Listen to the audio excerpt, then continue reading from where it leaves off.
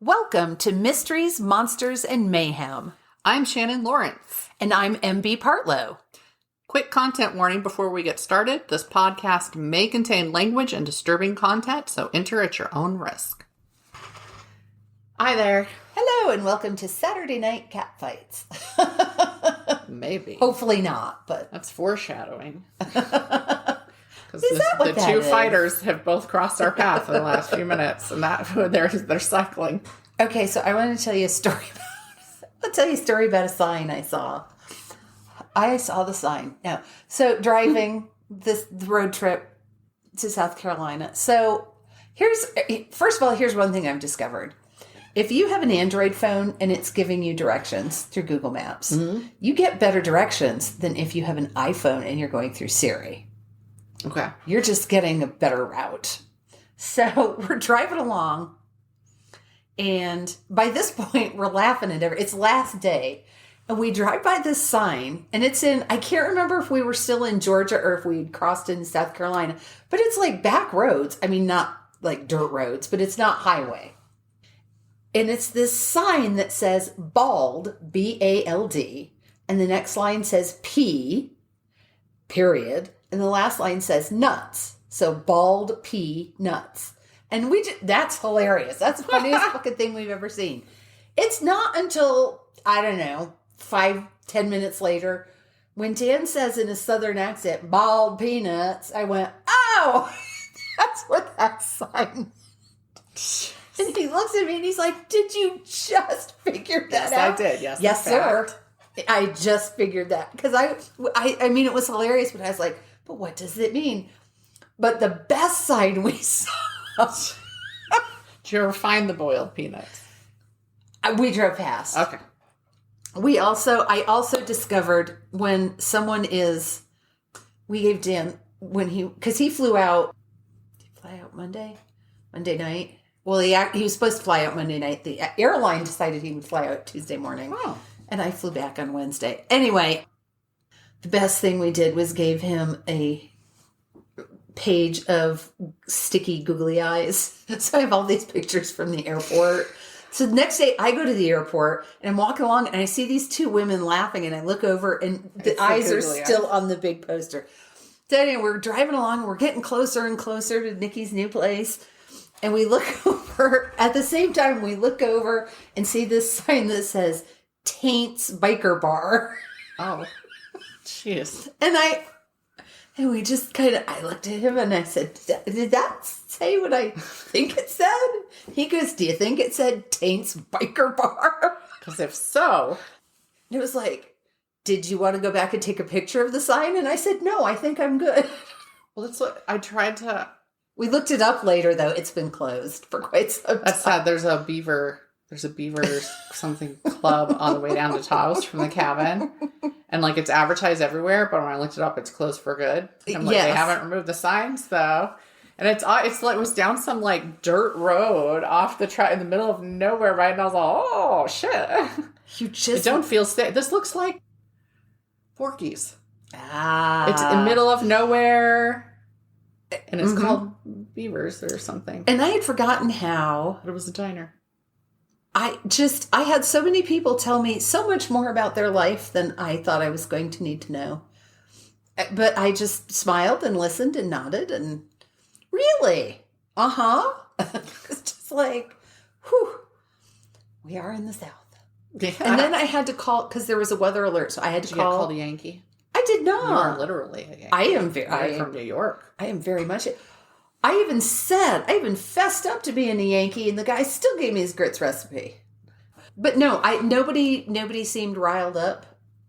But I mean, I didn't have any problems either. No. I'm like, boy, if they knew I was originally born in California, even though I lived there for less than a year, it'd probably be a problem. But I mean, the guy at the hardware store was super nice. Just people opening doors for you. Some guy saw me wandering around with an ice bucket. He was like, "Oh, hon, come over here. It's right down here." Because the Holiday Inn was cursed with broken ice machines across the country.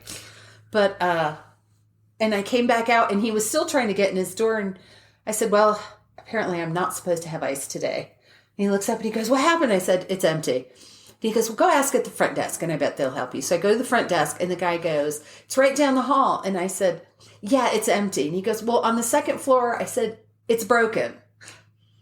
And he goes, and he looks at this woman, okay, and this is a big deal for me. You don't hear people just cussing randomly in the South. So this woman goes, God damn it, I am not having you wandering all over this hotel looking for some goddamn ice. Come with me. And she takes my bucket and goes in the kitchen and gets me a bucket of ice. And she was sweet as could be to me, but she's like, you are not wandering around looking for ice. Like, apparently I have a God-given right to ice.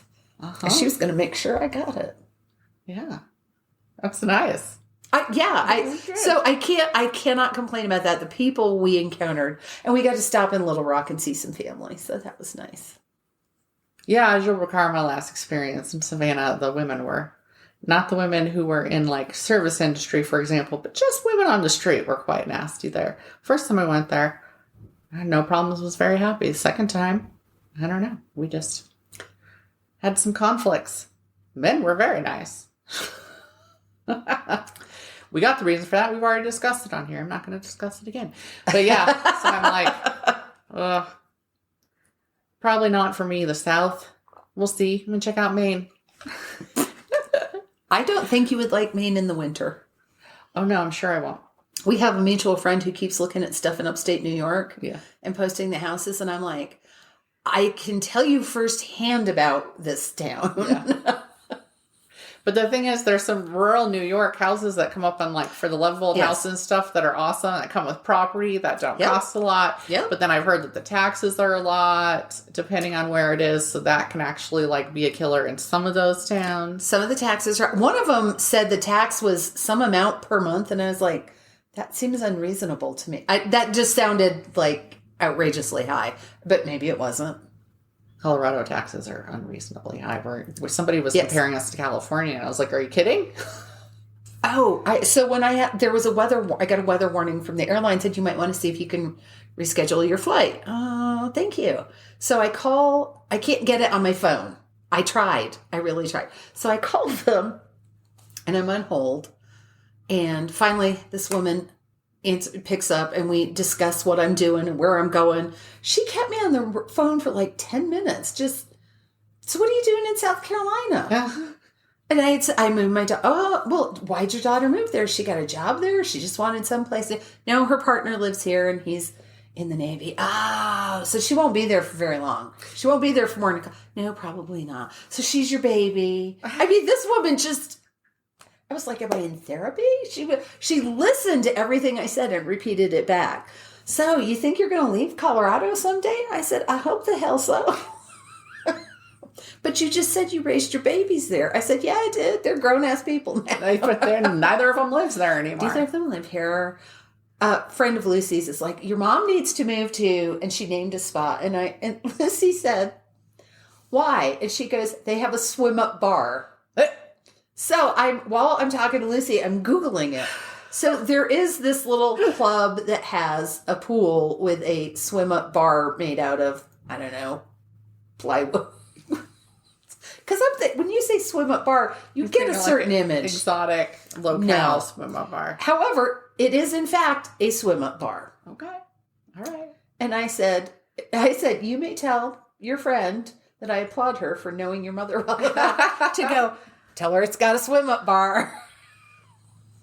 Man, I just want ocean. But my daughter wants to move to Oregon. She was like, well, you can't move to Oregon. And I was like, listen, I'm from Oregon. You don't get to tell me I can't move back to Oregon. She's like, I need my independence. And I was like, oh, believe me, moving to Oregon won't be about you.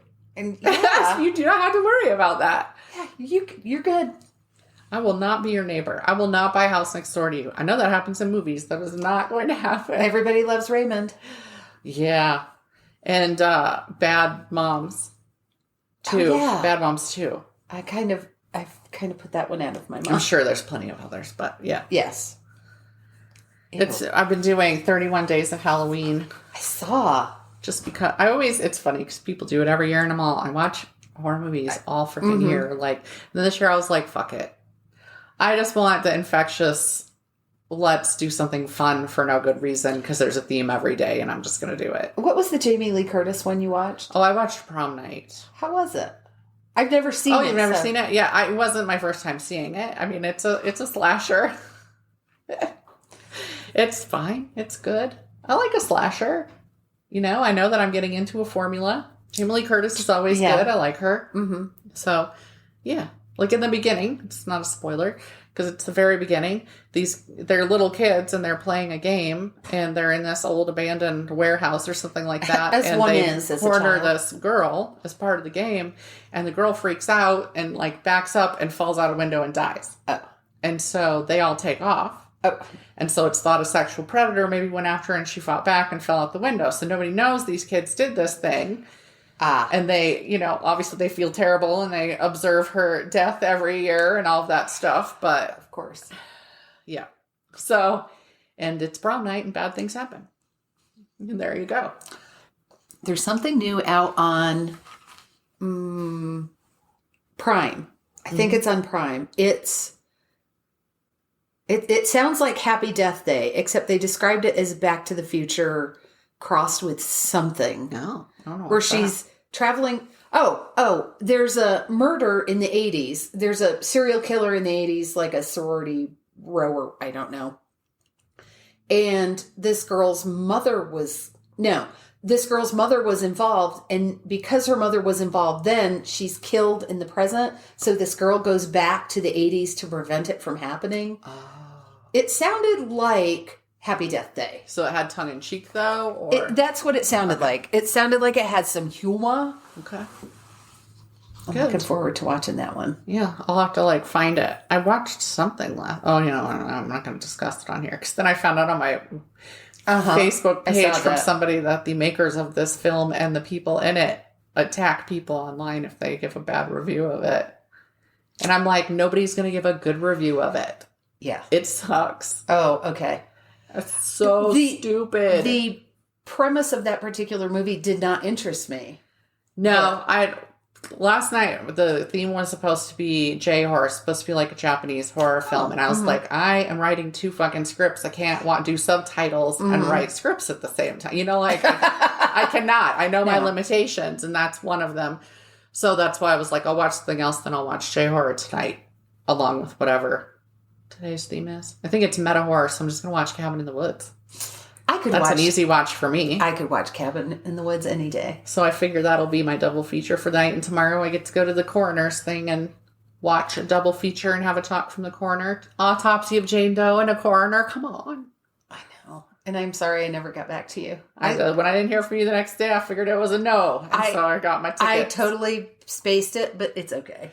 It didn't matter because they weren't, I thought, because where it was at the Roadhouse that I was going to have to choose seats, but it didn't have me choose seats. So it's going to be, I guess, first come, first served. I'm certainly not going to be first. So I got to get up earlier. The Autopsy of Jane Doe looked really good. Oh, it's a good film. I like it. There's some people that hate it. It's a slow burn type thing because there's just a lot of weird things happening while he's stuck down here, and then it kind of... I watched the preview for both of them. I can't remember what the other one is. I think it might be Night of the Creeps. I don't remember. I like that one. That one looked goofy. Very 80s, very campy. Oh, you haven't seen that one either? Oh. I have seen both the films, but... I'm still trying to get the train going that I am in Colorado. I have a brain. I have things to get done. I'm still getting back in the groove. Yep. So, do you want me to start? Yep.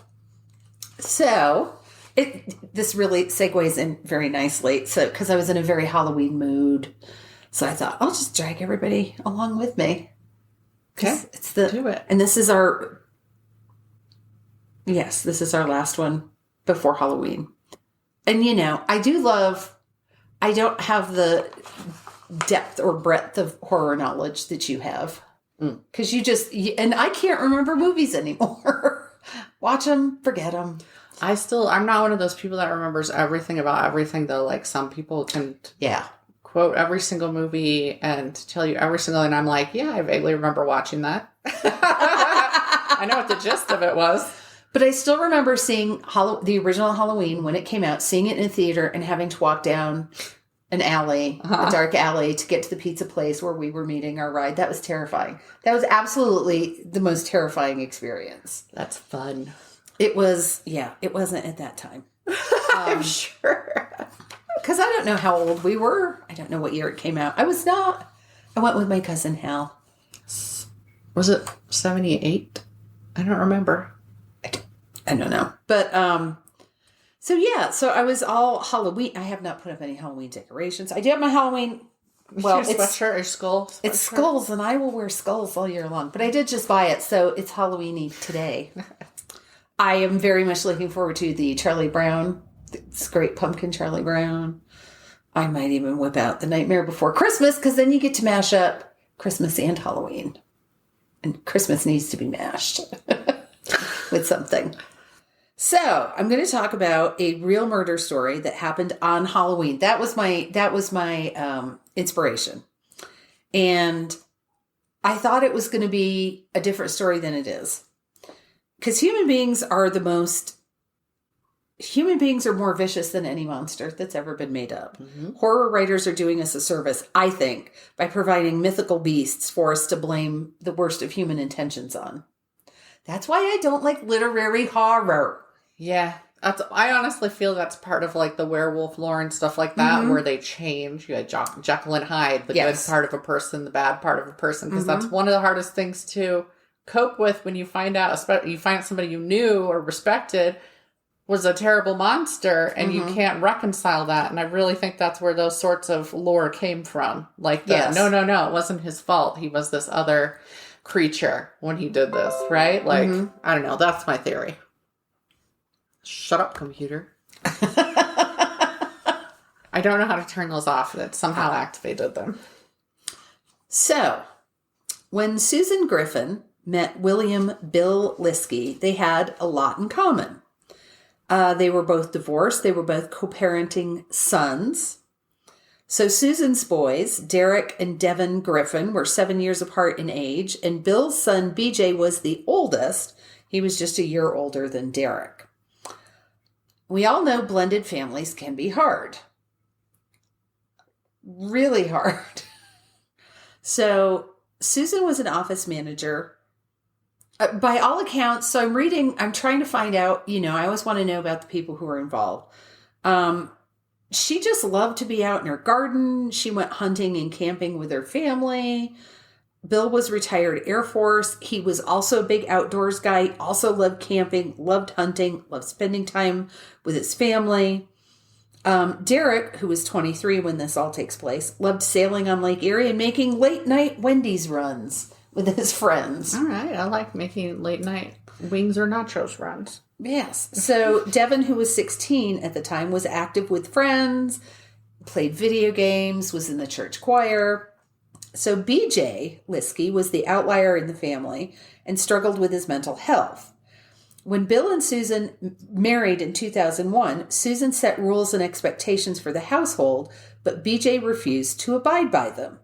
So I do want to make a note here.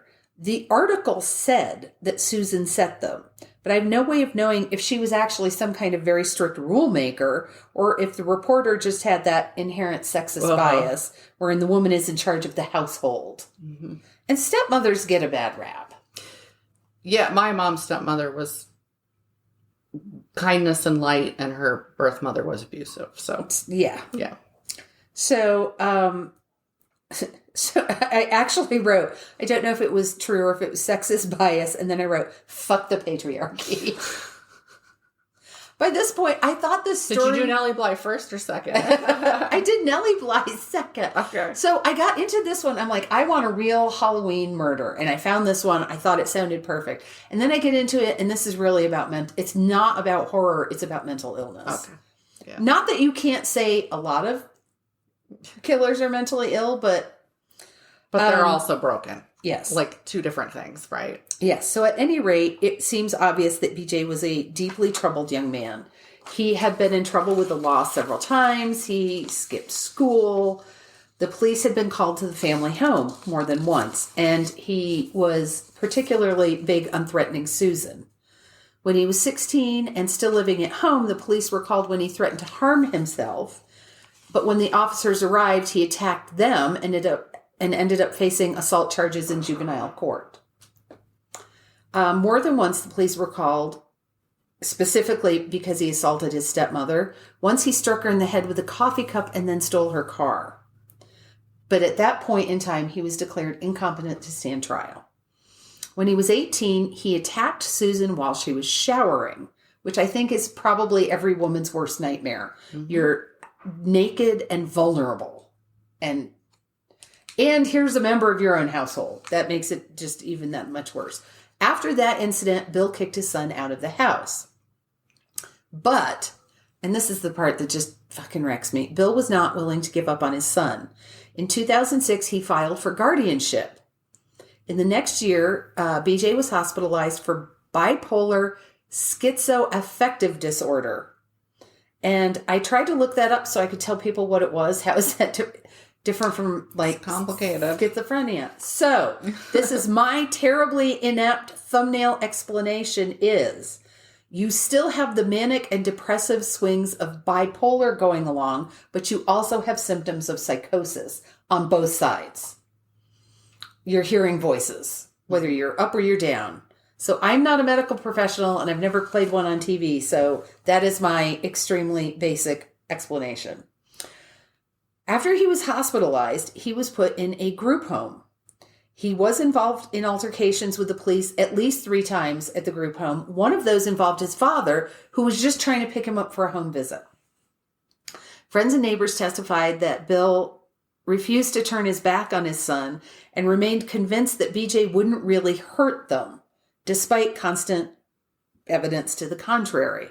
He thought if he could just get BJ to stay on his meds, everything would be okay. Everything would work out. He could just get him to stay on the meds. The problem was BJ did not want to stay on the meds. Right. He would grow impatient. He would get tired or bored and stop taking his medications and replace them with his own combinations of alcohol and pot, which doesn't do anybody any good. It usually does the opposite. No. So in late October of 2010, Bill and BJ went on a week-long hunting trip at a cabin and appeared to have a good trip. Mm-hmm. This was a family member owned the cabin, and this was common for them to do. So they returned home on Saturday, October 30th, when Bill and Susan were throwing a Halloween party for friends and neighbors. So now this was a responsible decision. They knew they were going to be drinking. So they told BJ, you can spend the night here instead of us having to drive you or find somebody to drive you. Are you okay spending the night? And in fact, later they did find a bed made up for him. So we're going to take a little hop in time and fast forward to the next morning, which is October 31st, which is Halloween. 16-year-old Devin had spent the weekend at his father's house, which was also not unusual. It sounds like they were all in the same town. It sounds like it was a fairly good co-parenting on both sides. He returned home around 9:30 in the morning to change clothes and get ready for church. The only person he saw was BJ, whom he generally did not get along with. So if he knew BJ was going to be around, he frequently went to his dad's. It just was like he was just removing himself from the situation because it got bad. So this time, BJ was uncharacteristically upbeat and talkative, asking Devin where he was going and how long he was going to be gone. So Devin says he was probably in the house for about 5 minutes. He came in, he changed, he went to church. So when he returned from church, which wasn't until early afternoon, I'm like, damn, that's church. That's churching. He came in. Now, this is, I think, pretty typical. He came in, he changed out of his church clothes and started playing a video game.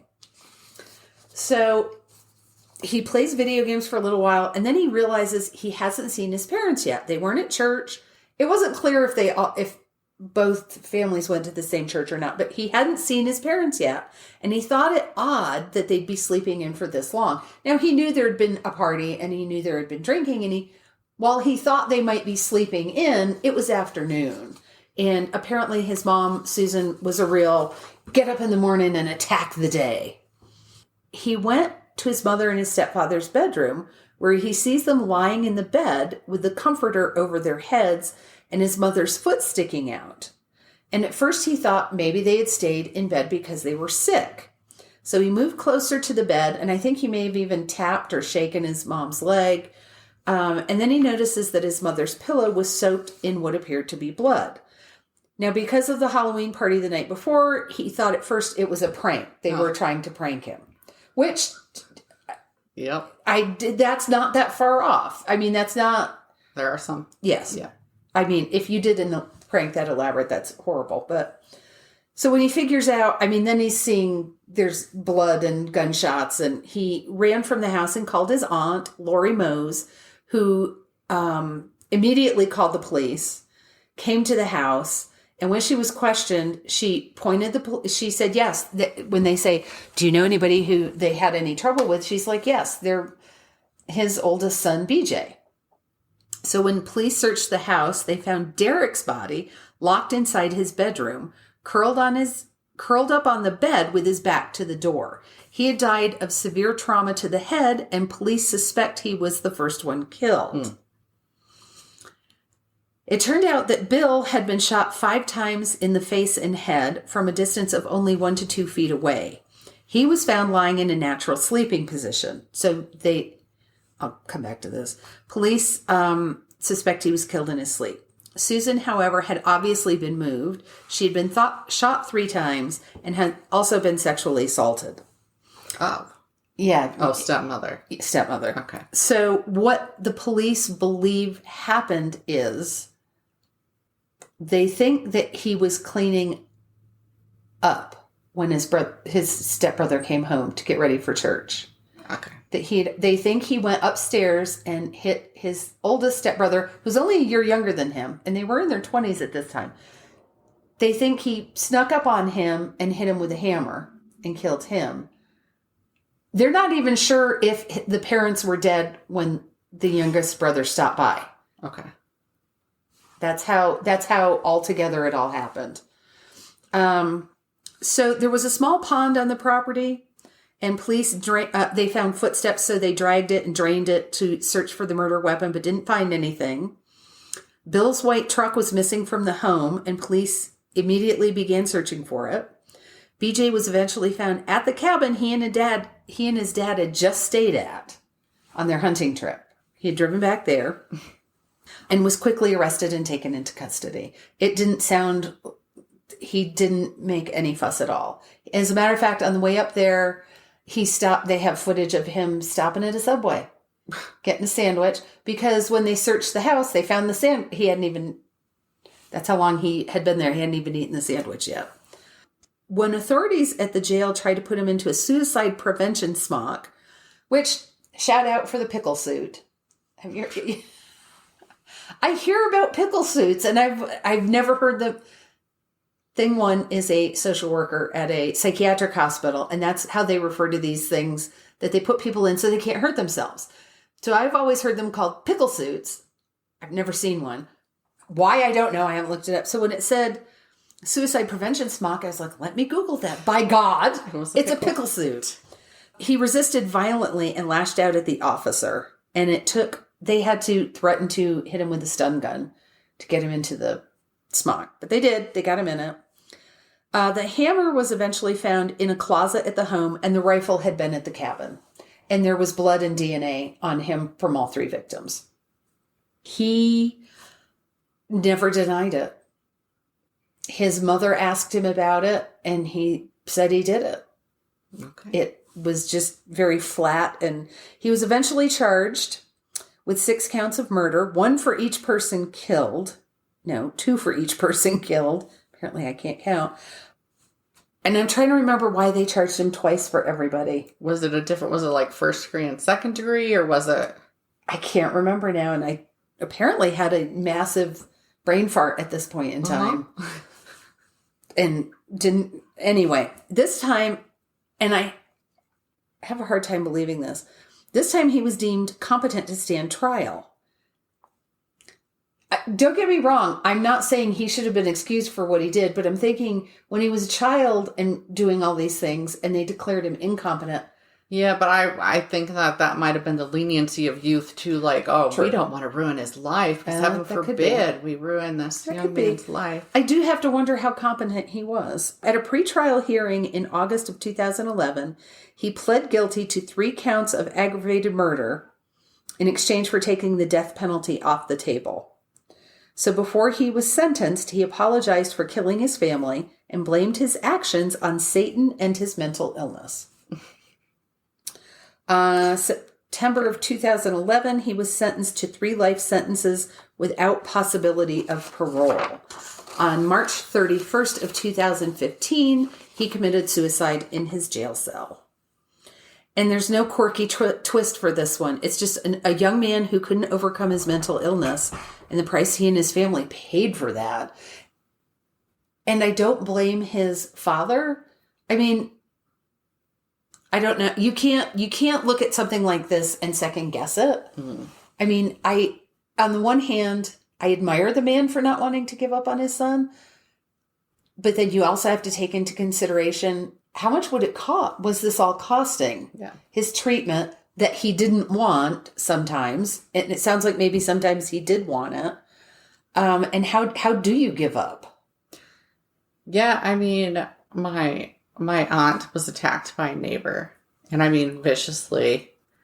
She brought her groceries in through the back door, and he followed her in with a garden hoe. Oh, Jesus. And hacked her. She should have, so she was lucky to be alive. And he went to prison for it for X amount of time, and then when he got out, because she had a restraining order, she made sure she had a restraining order so he couldn't move in with his parents. And it's a small town in Oregon. Mm-hmm. A lot of people were pissed off at her for not wanting him living next door to her. And the parents had asked for help from authorities and stuff because he had something. I don't remember, a mental illness though, and was known to have like issues with violence and stuff like that. And she was the person he almost killed with it. But people being mad at the victim for not wanting him living next door. That's disgusting. Yes. She still has, she will always have nerve damage and stuff from what he did. Mm-hmm. And she had to quit her job because her hands wouldn't work anymore and stuff like that. But yeah, he just slipped in right behind her and shut the door because she was carrying all her bags of groceries. And it's amazing how easy that is. But ladies, make 2 trips. Because he had the mental, it's like you can't get help when you're asking for it. I've seen that in a different way. With, not because there's a risk of violence toward other people or anything like that. But even getting help for autism is insanely hard unless they aren't functioning right. Then you can get help, I guess. But like getting help to be like, this person can be extremely successful in life, but we wouldn't mind hearing about the resources you're telling other people about so we can keep, nope, fucking impossible, and keep having to people, oh, really? Here, you just need to go here. Oh, here's your diagnosis. Bye. That's it. That's it. It's ridiculous. So, yeah, like there's just, this country is failing in taking care of mental health in a major way. But the question is, what do you do as somebody who is to that extent a danger to others in it? But you can't, the rape of his stepmother, you can't tell me that he didn't know that he was doing wrong and that he was getting whatever revenge or satisfaction or fantasy fulfillment that he was doing. My thing is, mentally capable means you know right from wrong, period. So he should be locked up because he's a danger to people. And I would never argue that. But how do you avoid it? I just remember that was such a huge thing across talk shows when I was still watching them, like daytime talk shows for this period. It was these parents just begging somebody to help them because they knew their kid was a psychopath or they knew their kid had this violent issue and was going to hurt someone someday.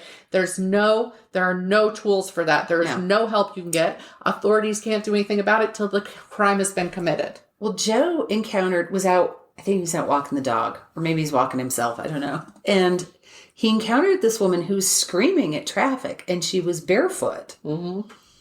And he's learned a lot now that he's a computer dude. Don't get me wrong. He's not a therapist, but he works in the mental health industry now. And because you absorb I'm just a bookkeeper type person, yes, right? And you get to do the trainings. Yes. There are a lot of trainings that are company wide, and they don't care that you're the computer dude. You still have to take the training. Yeah. So he was trying to figure out what to do. And somehow he was able to get a phone number from her and call her parents. And her parents, I can't even imagine being in this situation. And the mom was like, thank you for letting us know. You'll need to call the police. Mm-hmm. And the mom was like, he said she sounded sad and resigned. She's like, we're getting up in years. We can't deal with this. We don't have the physical capability to deal with her when she's like this. And there's nothing we can do. Yeah. Yeah. I mean, like, even with I'm not going to say nonviolent because that's not true because I've worked with all types of autistic kids, but in like an autism parenting group I'm in, there are people who fight and fight and fight and fight and break and break and break and break mm-hmm. over and over because they're dealing with this with no backup, and ultimately in some of these very severe cases still end up having to institutionalize their kid or whatever the pretty name is we put on that with a bow now. Yes. But that's what they're having to do is put them in a home where there's staff that can take care of them 24/7 because they're not sleeping and they're alone.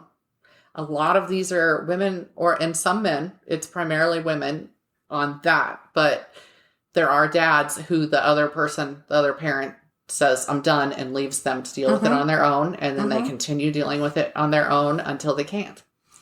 Yep. But one of the huge topics in there is, what happens when I'm gone? What happens when I'm unable to keep taking care of them? Like, what then?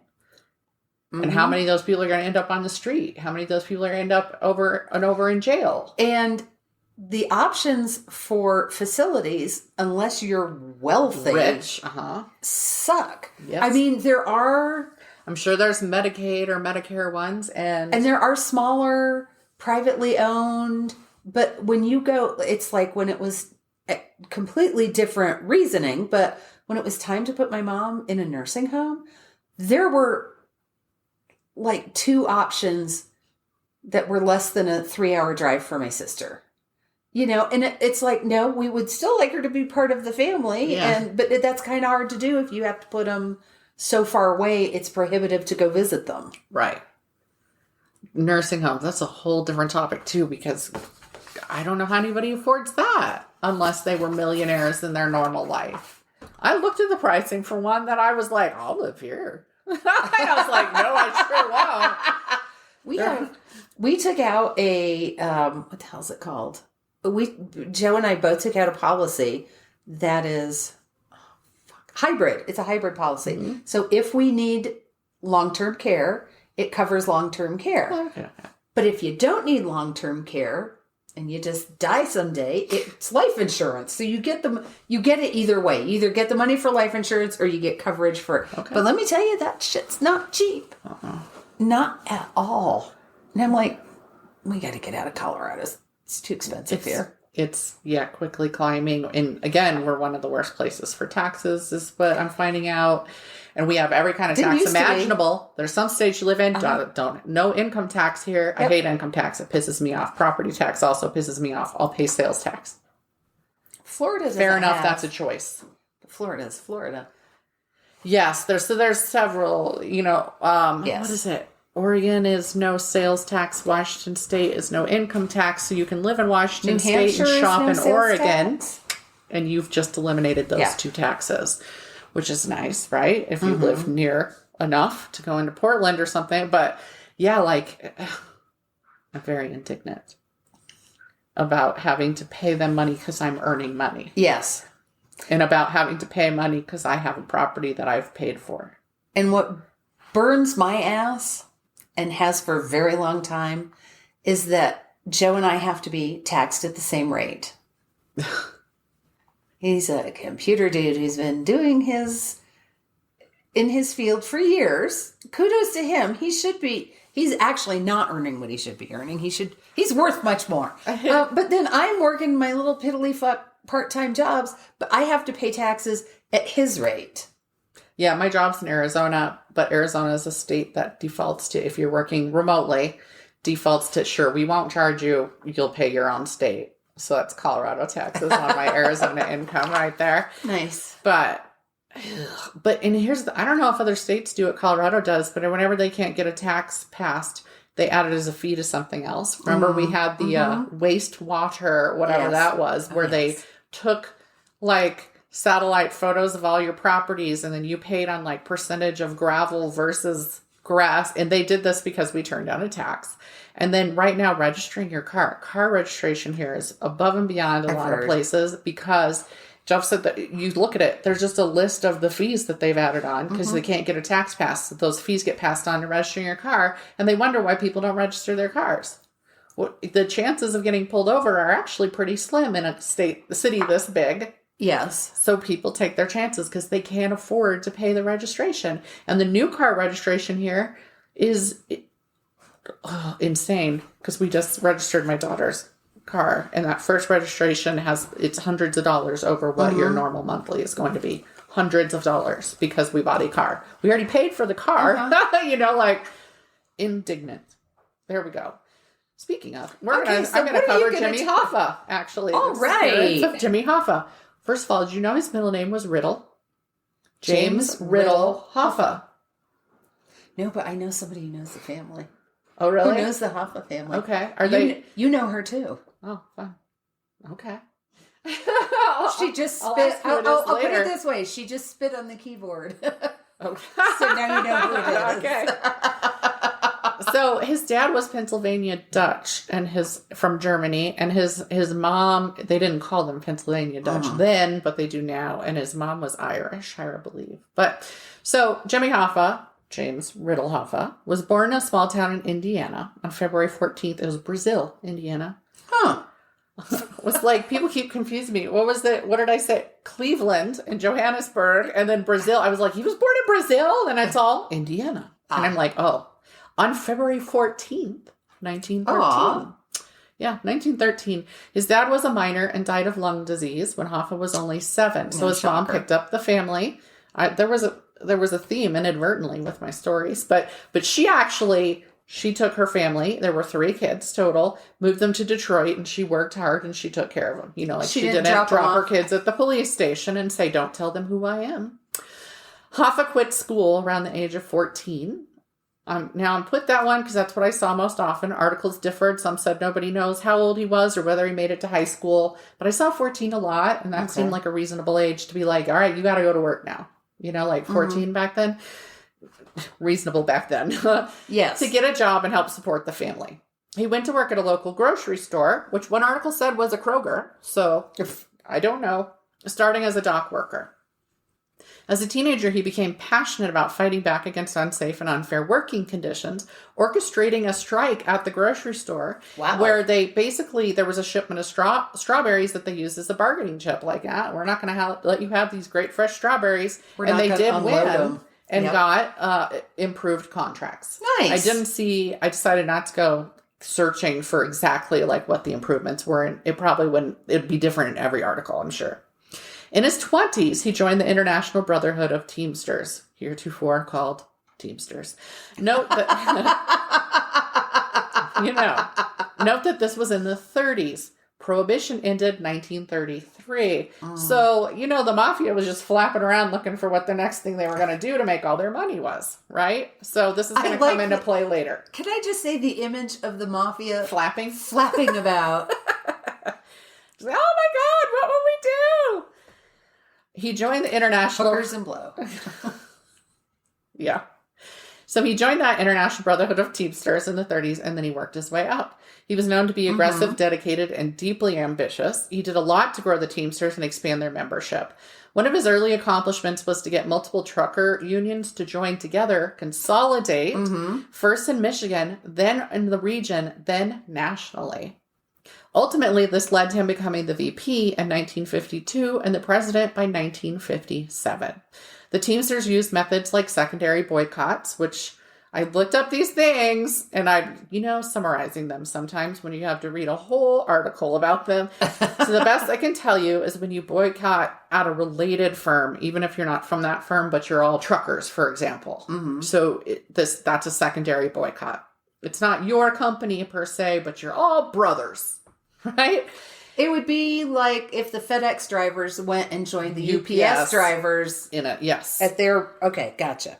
Quickie strikes, which are when workers intermittently walk off job sites for shorter periods of time. And from what I was seeing, again, reading through this, just trying to define it, this appears to be used a lot with production type jobs. So if you're just intermittently shutting down production, that is vastly impactful. Oh, yes, it is.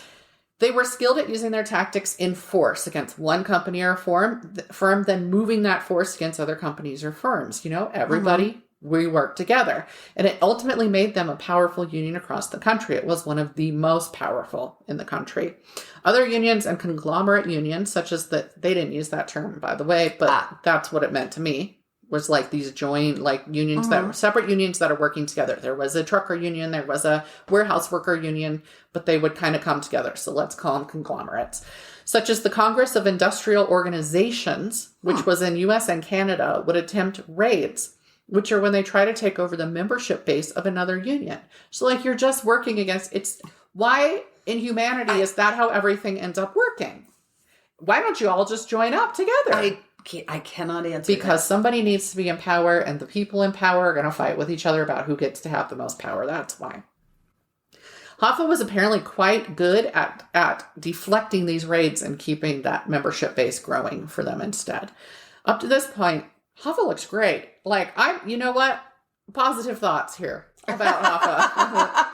He was obviously a driven and passionate man. He worked his ass off. He started, as a teenager, to rally probably a bunch of adults around him. Yes. And get them to follow him to do that. That's impressive. It is. Okay? He improved working conditions for a lot of people. And that's great. If we just stopped here, we'd be like, wow, what a great man. What a Nellie Bly. Let's go have a coffee. However, the thing about unions back then was that they were heavily impacted, controlled by organized crime. Yeah. The Teamsters started in 1903 with a fairly small membership, which likely meant no clout, no power.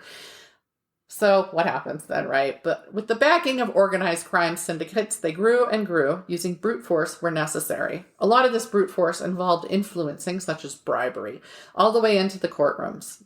But, death threats also. Hoffa got the role of president of the Teamsters because his predecessor, Dave Beck, had been convicted of fraud after appearing before the U.S. Senate Select Committee on Improper Activities in Labor or Management field. Woo!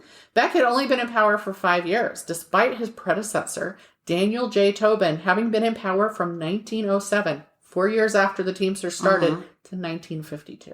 Holy shit. In fact, and they did do elections, part of how Hoffa came to power to begin with was because he helped quell a revolt against Tobin and helped get Beck the presidency then with Tobin's blessing, which in turn got Hoffa that vice presidency, and then Beck went bye-bye, and there he is president. You might say that his predecessor being a criminal didn't mean Hoffa had to be, but you'd be wrong. Organized crime was too ingrained and influential in the Teamsters and other unions, and it doesn't seem like there was a way out. And I'm not saying Hoffa wanted a way out. There's no indication Hoffa wanted out from under that. In fact, it seems like he embraced it pretty fully. In 1964, Hoffa united the bulk of American truck drivers under the National Master Freight Agreement. That was huge, right? But I was sitting here, I was like, so what happened to those truckers or smaller unions that didn't join? Well, they didn't say, but I bet there's something out there about it. Probably. I bet it didn't go well for them. No. I've seen those movies. This was a massive accomplishment, unified agreement for the entire country for truckers. Huge. That's a massive effort. And that's been called probably his biggest accomplishment, right? And he tried to use that momentum to get other transportation related employees to join the union, including, say, airline staff, stuff like that. But it really didn't take off with them and the other groups the way it had with truck drivers. In the meantime, Hoffa was being heavily investigated. The same committee that had gone after Beck, the McClellan Committee, instead of that whole big long thing back there, they're the ones who kind of ran that investigation, but they were called the McClellan Committee, had their eyes on Hoffa too that whole time. Not only that, but Robert Kennedy was desperate to get Hoffa. Like, he was jonesing for some Hoffa. Due to Kennedy's drive to take out organized crime, which Hoffa was known to be heavily affiliated with. And when JFK made his brother Attorney General, he finally had the power he needed to pursue that investigation. They called his team the Get Hoffa Squad as a nickname sometimes. That's how, like, Hoffa, he had a boner for some Hoffa. That's what he had. All right. Hoffa's first indictment was for jury tampering, though he had previously been charged with conspiracy, followed by bribery of a grand juror for that conspiracy charge case. Oh, my God. On March 4th, 1964, he was convicted of jury tampering and sentenced to 8 years with a $10,000 fine, which in 1964, $10,000 is a good amount out there. This all went down in Tennessee, but he got convicted while out on bail for conspiracy, mail fraud, and wire fraud in Chicago in July 26, 1964 is the conviction. And they gave him 5 years. The fraud charges had to do with misusing Teamsters' pension funds, which is interesting considering those pension funds the Mafia often had their fingers in too. A group that was supposed to be helping the members was digging into their pension funds. That's so unusual here. I find that shocking. Shocking. Absolutely. With charges in both Tennessee and Chicago, he was sent to Lewisburg Federal Penitentiary in Pennsylvania. I guess it's Fed charges. They put you where they want. I believe that. Yeah. It's true. Yeah. While he was in prison, his presidency passed on to Frank Fitzsimmons as like a temp interim president, right? Who Hoffa had personally brought up the ranks and who was thought to be a loyalist to Hoffa, and he was in the beginning. But during the slightly less than 5 years that Hoffa served out of those 8 and 5, Fitzsimmons had started pulling away and suddenly wasn't the puppet Hoffa had expected. Hoffa had fully thought he would still be running the Teamsters through Fitzsimmons from prison the entire time. Oh. And Fitzsimmons was like, no, I'm going to make some changes, actually. I see some shit I could do. He actually decentralized the power in the Union so that it wasn't all just him. Nice. Which to me sounds like an improvement. Yes. And that basically lessened his power and therefore would have lessened Hoffa's had he gotten out before then. In 1971, Hoffa resigned from prison and Fitzsimmons became the full president by election. So people were happy with what he'd done. Yeah. Then along came Nixon, who commuted Hoffa's sentence and let him out of prison with the requirement that Hoffa could not manage any labor unions ever again. Nixon. Yep. His release was December 23rd, 1971. And interestingly, there must have been a deal, is all I'm saying. He commuted Hoffa's sentence.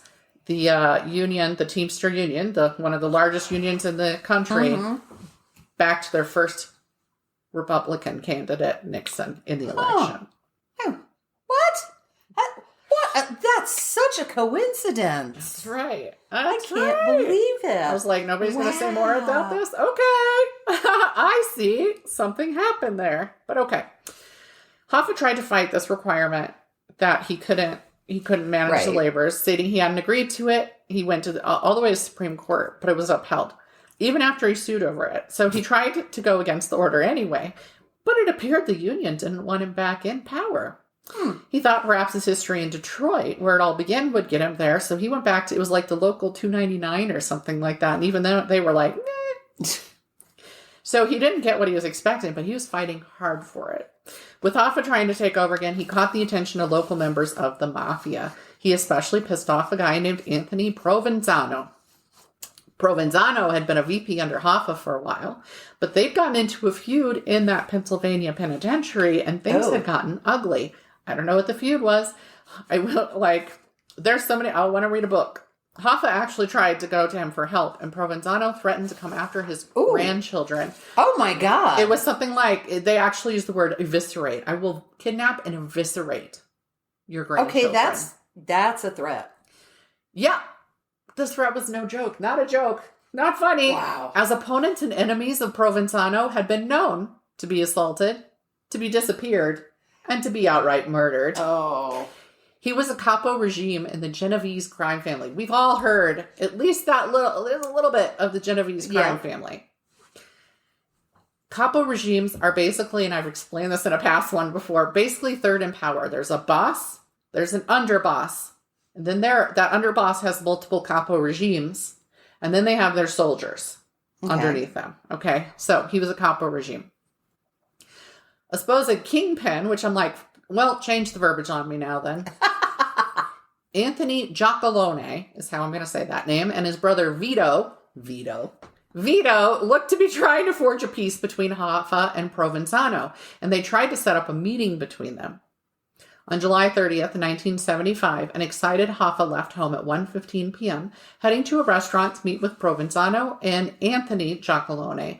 First, he stopped at a friend's office. This friend, Louis Linto, had been a Teamster president for a local union and had a limo service now.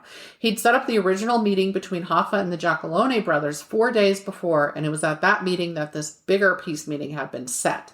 So he met with these two brothers. They said, all right, let's get together with Provenzano if you're ready. Great. Let's do that in 4 days. So Linto was out, so Hoffa left a note, and he went to the Machis Red Fox restaurant. At about 2:15, Hoffa's wife received a call from him. He was at a payphone across the street and said he'd been stood up. The meeting was supposed to occur at 2. And I'm like, 15 minutes? Were the Mafia like always on time? So you knew within 15 minutes that they weren't showing up? But he did hang around there in the parking lot. So I guess he was still waiting. He said he'd be home by 4 p.m. and that he'd grill some steaks for dinner. And that was the last she ever spoke with her husband. Mrs. Hoffa called her adult children at 7 a.m. the next morning and told them that he hadn't come home. So I was like, nobody commented on this, but I was like, he's supposed to be home at 4 p.m.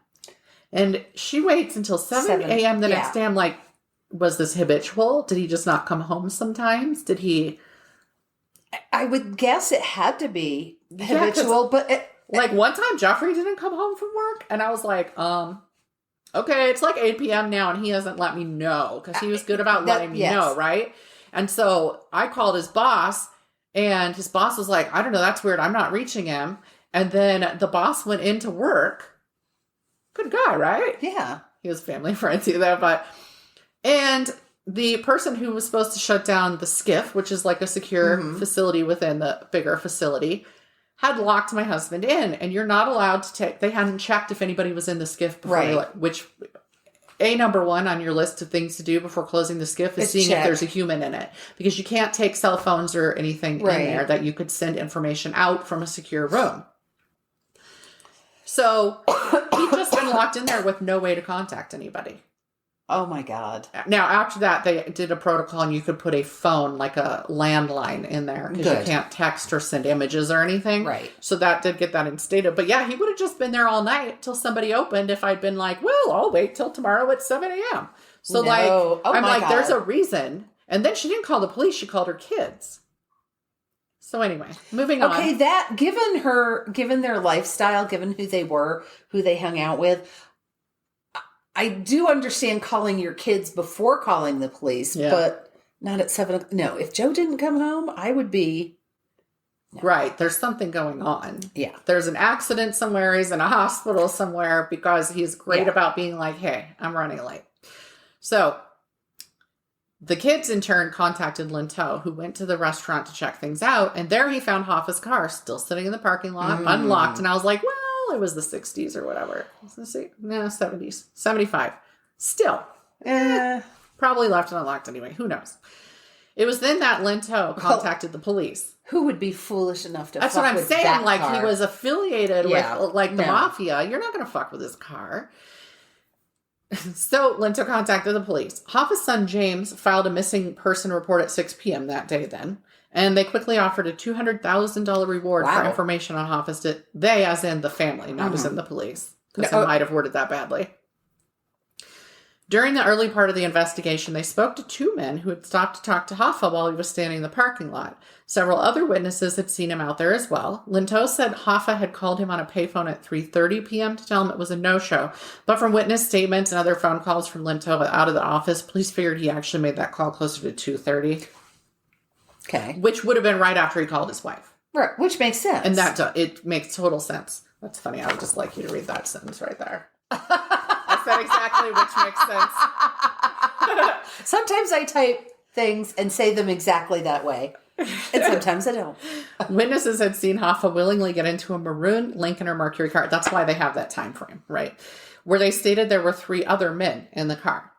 A 1975 Mercury Marquis Brougham, Brougham, maroon in color, was located within 3 weeks. It belonged to Anthony Giacalone's son Joseph, who had loaned the car to a guy named Charles Chucky O'Brien, ostensibly to deliver fish. No one ever told me if there were actually fish delivered or if it smelled like fish. O'Brien was Hoffa's foster son, but they hadn't been getting along for several years. They had not a great relationship at that point. Police dogs did find Hoffa's scent in the car. Both men who Hoffa was supposed to be meeting said they had no meeting set up, which is interesting considering it was Hoffa leaving a dinner with one of those men. Yeah. And he had written on his calendar that he was meeting the AP. He had their stuff on there and the time and where on his calendar as well. And he wouldn't have just... Yeah. No. The FBI attempted to bug some of the people they suspected because no one was talking. But even in their whole privacy of their homes, nobody was talking about Hoffa. Huh. Nobody was even, I wonder what happened to Hoffa. Nope. Completely mum all around. Okay, that's weird. Yep. They knew they were bugged. Come on. They all knew they were bugged then. Anyway. Yes. Here we go. I need to start numbering these when it's this long. Yes. A witness said the 3 men who kidnapped and killed Hoffa, according to the witness, were Thomas Andretta, Salvatore Brugulio, is how I'm going to pronounce that name, and Gabriel Brugulio. But nothing definitive could ever be found on them or the 2 men Hoffa was originally supposed to meet with. Just nothing. Everybody was covering for everybody. Yep. Multiple times throughout the years, authorities have gotten tips. Oh, so many tips that have led to them attempting excavations. The first was in how many times have you seen an article where they're digging for Hoffa? The first was in 1975, so right away, but the most recent was in 2022. They even did ground penetrating radar at the Giants Stadium in conjunction with Mythbusters at one point, because that was such a popular theory. No avail. And when the stadium was demolished in 2010, no bodies turned up. No bodies at all. There were people who claimed to have done the killing, including Frank Sheeran, a mob hitter who was friends with Hoffa. Sheeran said that O'Brien he wrote a book. That O'Brien drove him and Sal Brugulio to a nearby house where Sheeran shot him. There were blood stains, and that they went to that house. They found blood stains, tested for DNA, so this was many years later that they were able to do that. No match to Hoffa. So somebody got killed there. It was felt that the Italian mafia would not have trusted an Irish hitter to do their bidding. I think I went into the Italian versus Irish thing when I talked about Bugsy Siegel. Yes. A man named Richard Kuklinski claimed in jail that he and 3 other men had killed Hoffa. As far as police are concerned, someone Hoffa was comfortable with lured him into the car, as it was said he would never have gotten into the car if it was just Provenzano and Giacalone. He would have been like, let's go in the restaurant. So it had to be someone he knew and trusted, such as O'Brien. Though they felt that O'Brien may have been an unwitting accomplice, a dupe is what they kept calling him. They didn't think that he would have, while they didn't have the greatest relationship at that point, nobody was really saying O'Brien would have killed him. Right, but he could have unwittingly been used as a lure. And really, with the relationship, O'Brien is clearly an Irish name. Yes. They would totally use him before they would partner with him, from the sound of it. And so they don't think that he even knew that the plan was to kill him. It is widely felt that it was Mafia related. Of course, the abduction did not follow the usual Mafia hit methods. Same thing is said of Bugsy Siegel's death. As for why the Mafia wanted him dead, there are many theories, such as the Mafia not wanting him to have control over those pensions again, or him maybe they liked Fitzsimmons more. Who knows? So some of them thought maybe he turned on the Mafia while in prison. Maybe he turned some things in, but there's nothing steadfast they can find. One of Hoffa's hairs was later found in Joey Giacalone's car as well. And that's the same one that O'Brien was said to have borrowed. Mm-hmm. And that's where dogs had sent it him. It wouldn't be until 2001 till they could do that DNA and confirm that was Hoffa's hair. Police theorized that Hoffa got into the car around 2:45 to 2:50 p.m., was driven nearby, and was shot either in the car or, although they didn't say they found blood spatter in the car, or in a building. They felt he actually might have been cremated, which actually I've never even heard that, because it's always the sleeping with the fishes and the concrete on the feet. Not even a primary. In 2019, Michael Franzese, or Franzisi or something, who had been a capo regime for the Colombo crime family, said he knew where Hoffa's body was somewhere deep. He was like, it's deep. Of course. In an interview in 2019. So this is all still going on. He claims to have a recording that he might release someday, that the shooter is still alive and is in prison already for something else. And he added that the body was also somewhere wet. And I'm like, again, those popular theories. And now, obviously, he's hinting at a body of water. Yeah. There were also several mafiosos living near the restaurant, including Carlo Licata and Jack Tocco, who they thought they might have gone to their places. Carlo was the son of a bigger guy, Nick Licata, I think it was. I didn't put it in here. And they felt that it must have been at the son's house. An employee at a New Jersey landfill confessed to his family that he'd been forced to bury a steel drum at the landfill. His son, who had been, and he felt the body was in there. Okay, he knew who was in it because he helped put them in it. His son, who had been a kid and was present at the time, confessed what his father told him in 2019, completing a statement in front of a notary public. Police went to the landfill in 2021 to survey the site. It came to light there had been tips about this very same landfill starting in 1975. Wow. The location is now a green belt, having been declared a Superfund site and cleaned up. Ground-penetrating radar did find metal drums, multiple, under the ground in the area the son said Hoffa was buried. But so far, they have not dug, and Hoffa has not turned up, as far as I can find. I did see indications that they were starting to, take out the drums, but I have not. Well, you'd nothing have said to, he was in there. if there are multiple drums, you have to pay to have them dug up. Yeah. And opened. And again, knows? they have redone it because it had gotten so bad. There were actually underground fires burning there, like you hear about sometimes. And all that smoke was tainting everybody's air and all this stuff. So they had to do this massive cleanup of it and make it this green belt. And the guy who was saying, I didn't write any of this down, but I read the whole thing from this guy. He was there as a kid and saw it. He saw when they came out and pointed to a certain area, and then his father got pissed because he was like, the police are always watching here. This was a famous dumping ground. And he was like, you're going to get us busted. And then they came out with the body, and he said because of how his body had kind of frozen up from what they did, they had to dump him in head first to get him in. They couldn't put him in feet first. And all these details. And he said after they left, his father dug it up and moved it to a new location. That's where they found all the other steel drums. Oh. Because it was actually on the border of the property. I think maybe even outside technically the landfill property in this kind of natural area. And he had moved the body there because he was like, the police probably saw these dickheads.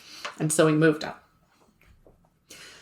Of note, Provenzano was a New Jersey mafioso. So capo regime. And the landfill was supposedly I forget the name of the guy. I decided not to put their names in here. But it was called his graveyard. Because people knew to come to him to get rid of the bodies. There are a lot of autobiographies claiming people did it or know who did it. And even Hoffa wrote 2 autobiographies before his death. One came out right after he died because he was still working on it. And so people can look those up. I decided not to. There's so many. That Sheeran guy wrote the thing saying I did it. Hoffa was legally declared dead in 1982, 2 years after his widow died. Oh. His disappearance and assumed death are unsolved, despite excavating half of Detroit. Interesting, I didn't know this. Hoffa's son became the president of the Teamsters Union in 1998. I did know that. I'm like, why would you, if your father got killed for being him? I understand it's probably vastly different these days. I don't know how different, but... Nope. My sources were the New York Times, biography, and Wikipedia. And there were 2 different biography ones. So. We're just a little over. We are. It's not bad at all. Yep. I just wanted, I've heard about Jimmy Hoffa forever. I never actually researched him. Yeah, it was interesting. There was a lot in there I didn't know. James Riddle. It's such a fun middle name. But then that makes me think of Harry Potter. Tom Riddle. All right. So. All right. I think we're wrapping it up for another week. Yep. We'll be back next week. No, I was just thinking it's funny that when you have so many confessions and none of them are the right one. Yeah. I did it. No, I did it. No, it was me. Because I'm sure if you're in that it looks real good for you if you're the one who took out Hoffa. I am Spartacus. It's I. All right. Good day. Good day to you. Talk to you next week. Bye. Bye. Thank you for listening to Mysteries, Monsters, and Mayhem. Find us on Facebook and Instagram or at our website, mysteriesmonstersmayhem.com. Please like, rate, and review, follow, and share wherever your favorite podcasts are downloaded. Thank you for listening and supporting our podcast. We'll be back next week with more shenanigans.